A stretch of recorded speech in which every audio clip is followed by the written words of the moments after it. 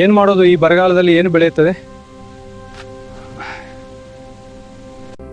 ರೈತನಿಗೆ ರಾಯರ ಮೇಲೆ ಸಂಪೂರ್ಣವಾದ ನಂಬಿಕೆ ಇತ್ತು.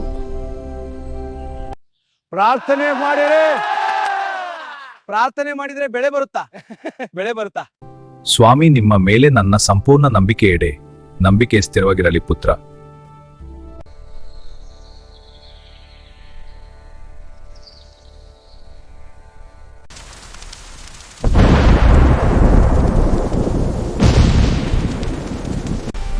ಒಂದು ದಿನ ಜೋರಾಗಿ ಮಳೆ ಸುರಿಯಿತು.